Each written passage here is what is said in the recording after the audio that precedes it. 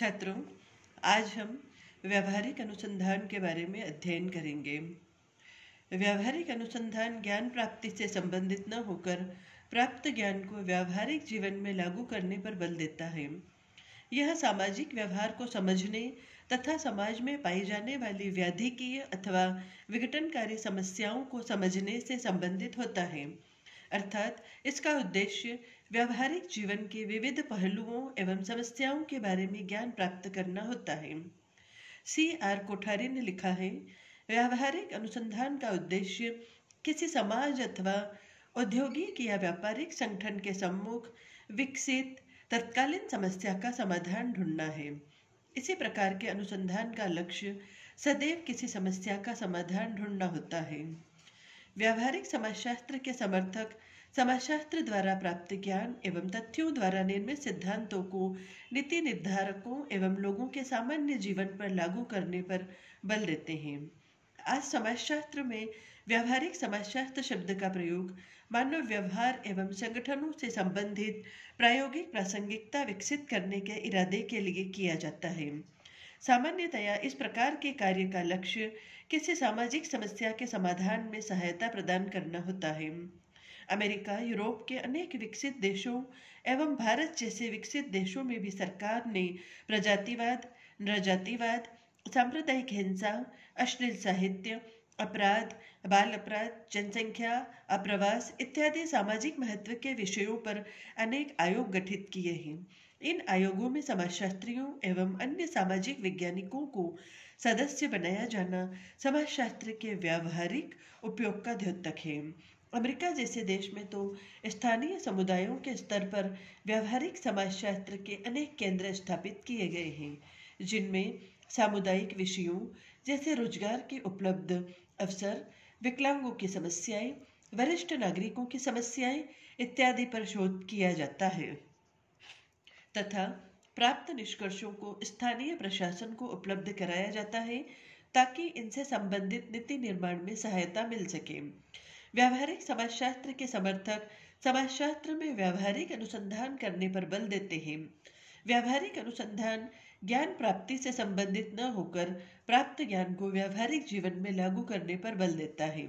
यह सामाजिक व्यवहार को समझने तथा व्याधिकीय अथवा विघटनकारी समस्याओं को समझने से संबंधित होता है। अर्थात इसका उद्देश्य व्यावहारिक जीवन के विविध पहलुओं एवं समस्याओं के बारे में ज्ञान प्राप्त करना होता है। व्यावहारिक समाजशास्त्र में इसी प्रकार के अनुसंधान किए जाते हैं। अमेरिका में वार्ड जैसे अनेक समाजशास्त्रियों ने समाजशास्त्र को समाज कल्याण से जोड़ने का प्रयास किया तथा नगरीकरण एवं औद्योगिकरण से उत्पन्न समस्याओं को समझने एवं उनका समाधान खोजने का प्रयास किया। इसी से व्यावहारिक समाजशास्त्र की उत्पत्ति हुई। रोनाल्ड सी फेडरिको ने समाजशास्त्र पुस्तक में लिखा है, व्यावहारिक समाजशास्त्र सामान्य समाजशास्त्र की प्रयोगात्मक शाखा है जो समाजशास्त्रीय ज्ञान को लोगों के जीवन को उन्नत करने हेतु प्रयोग में लाने पर बल देती है। इनका यह भी कहना है कि ज्ञान को इस उद्देश्य की पूर्ति हेतु प्रयोग में लाने के लिए समाज के बारे में उपलब्ध मूल ज्ञान में सुधार होना जरूरी है और इसलिए समाजशास्त्रियों का वैज्ञानिक होने के नाते प्रथम उत्तरदायित्व वैज्ञानिक पद्धति द्वारा ज्ञान प्राप्त करना तथा इसे संगठित करना है। रिचर्ड टी स्टेफर और रॉबर्ट पी लामा ने समाजशास्त्र पुस्तक में लिखा है, व्यावहारिक समाजशास्त्र में बढ़ती हुई रुचि के परिणाम स्वरूप ही समाजशास्त्र की अनेक विशिष्ट शाखाओं जैसे चिकित्सा समाजशास्त्र एवं पर्यावरणीय समाजशास्त्र का विकास हुआ है। चिकित्सा समाजशास्त्र में केवल इस बात का अध्ययन नहीं किया जाता है कि डॉक्टर रोगियों में किस प्रकार का व्यवहार करते हैं, अपितु भयंकर रोगों का परिवारों, मित्रों एवं समुदायों पर सामाजिक प्रभाव देखने का प्रयास भी किया जाता है। पर्यावरणीय समाजशास्त्री केवल मानव समाज एवं भौतिक पर्यावरण में संबंधों का ही अध्ययन नहीं करते, अपितु यह समझने का प्रयास भी करते हैं कि कारखानों से निकलने वाला खतरनाक स्राव किस प्रकार से गंदी बस्तियों एवं अल्पसंख्यक को प्रभावित करता है। व्यावहारिक समाजशास्त्र की लोकप्रियता के परिणाम स्वरूप ही निदानात्मक समाजशास्त्र जैसी विशिष्ट शाखा का विकास हुआ। निदानात्मक समाजशास्त्र के समर्थक समाजशास्त्र में क्रियात्मक शोध करने पर बल देते हैं।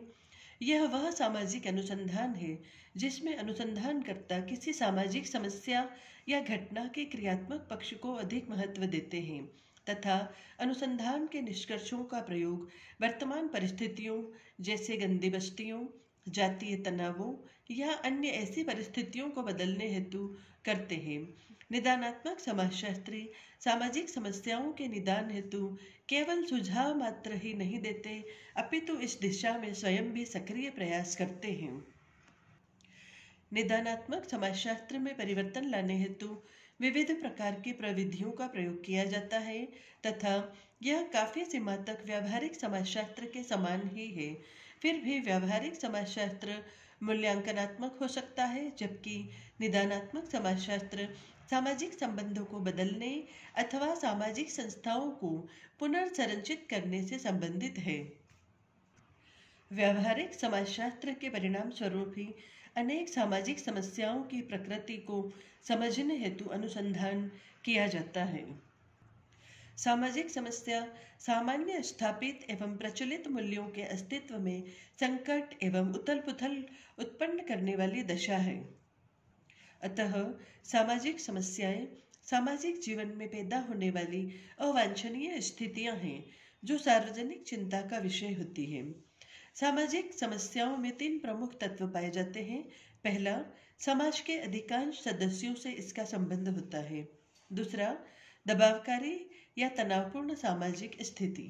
और तीसरा, सामाजिक सामूहिक क्रियाएं जो समस्या को हल कर सकती है, अर्थात सामूहिक प्रयत्न द्वारा इसके समाधान की आशा। अतः यह कहा जा सकता है कि सामाजिक समस्या वास्तव में वे दशाएं हैं जो सामाजिक मूल्यों को चुनौती देती है। समाज का महत्वपूर्ण भाग उनसे दबाव या तनाव महसूस करता है। वे उस दबाव के कारक को जानते हैं और यह विश्वास करते हैं कि सामूहिक प्रयासों से इस दबाव को दूर किया जा सकता है। सामाजिक समस्या सामाजिक आदर्श और यथार्थ में भारी अंतर की सूचक है, जिसे मिटाने के लिए सामाजिक कार्रवाई जरूरी हो जाती है। सामाजिक समस्याओं के अध्ययन में अनेक उपागमों का प्रयोग किया जाता है, जैसे सामाजिक समस्या उपागम, सामाजिक विघटन उपागम, सांस्कृतिक विलंबना उपागम, सामुदायिक उपागम, मूल्य संरचना उपागम, वैयक्तिक विचलन उपागम, अप्रतिमानता उपागम आदि। व्यावहारिक सामाजिक अनुसंधान के समर्थक समाजशास्त्र में व्यावहारिक उपयोगिताओं पर बल देते हैं, जैसे व्यक्ति के लिए महत्व, समुदाय एवं समाज के लिए महत्व, सामाजिक समस्याओं के समाधान में सहायक, व्यावसायिक महत्व, सामाजिक नियोजन में महत्व, राष्ट्र निर्माण में सहायक, नीति निर्धारण में महत्व, अंतर्राष्ट्रीय सद्भाव बढ़ाने में सहायक आदि।